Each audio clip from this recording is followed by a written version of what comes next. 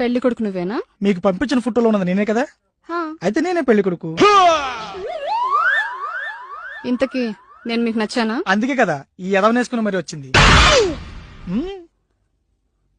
మీరు నాకు నచ్చారో లేదో చెప్పే ముందు నాకు కొన్ని కండిషన్స్ ఉన్నాయి. అవి మీకు ఓకే అయితే తర్వాత స్టెప్కి వెళ్దాం. ఓకే, ఏంటే కండిషన్స్?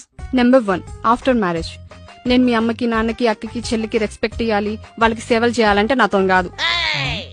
నేను మీ వాళ్ళెవ్వరిని పట్టించుకోను, ఇంక్లూడింగ్ యూ ఆల్సో.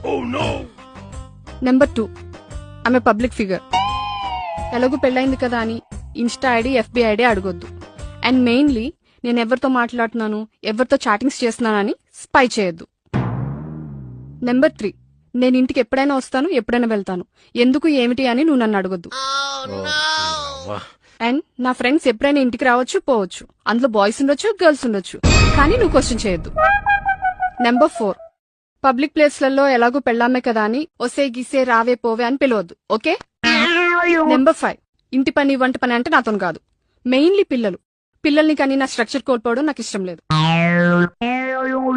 నెంబర్ 6, ఇదే last and final and main. నీకేమైనా నేనే అడవను, నాకేమైనా నువ్వే అడవద్దు.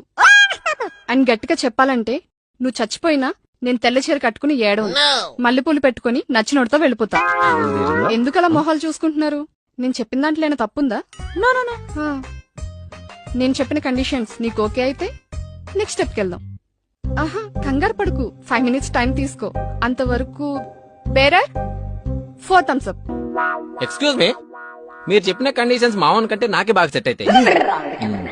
పచ్చిగా చెప్పాలంటే మీకంటే బెటర్ కండిషన్స్ నా దగ్గర ఉన్నాయి.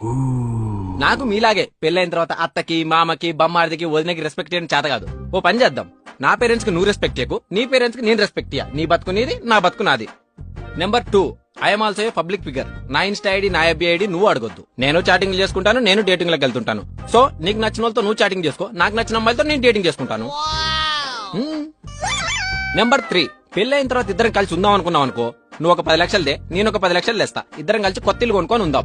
పోనీ రెంట్కు ఉందాం అనుకున్నాం అనుకో, నువ్వు ఒక 5,000దే, నేను ఒక 5,000 తెస్తా, రెంట్ షేర్ చేసుకొని ఉందాం. ఇంకా గర్ల్ ఫ్రెండ్స్, బాయ్ ఫ్రెండ్స్ అంటావా? నాకు గర్ల్ ఫ్రెండ్స్ ఉన్నారు, నువ్వు నీ బాయ్ ఫ్రెండ్స్ తో తిరుగు, నేను నా గర్ల్ ఫ్రెండ్స్ తో తిరుగుతా. పేరెంట్స్ ముందు మాత్రం పెళ్ల మొగుల్లా ఉందాం. నెక్స్ట్, పబ్లిక్ ప్లేస్ లో పోవే రావే ఒసే గిసే అంటావా? అసలు పబ్లిక్ ప్లేస్ లో ఉన్నప్పుడు నువ్వు నా పెళ్ళమన్న విషయం మర్చిపోతా. నీకు నచ్చిన నువ్వు లైన్ వేసుకో, నాకు నచ్చిన దానికి నేను లైన్ వేసుకుంటా. ఏమంటావు? ఇక ఇంటి పని, వంట పని అంటావా? పని మనిషిని పెట్టుకుంటే అయిపోయేది, దాని గురించి నేను పెద్దగా పట్టించుకోను. నెక్స్ట్, పిల్లల్ని ఇప్పుడు పోషించే శక్తి నాకు లేదు. నాకు చేతనైనప్పుడు 2 పిల్లల్ని దత్తత తెచ్చుకొని పెంచుకుంటా. నెంబర్ 6, ఇన్ని విషయాలు చెప్పిన తర్వాత నీకు అర్థమై ఉంటది నా గురించి నువ్వు పట్టించుకోవడానికి, నీ గురించి నీ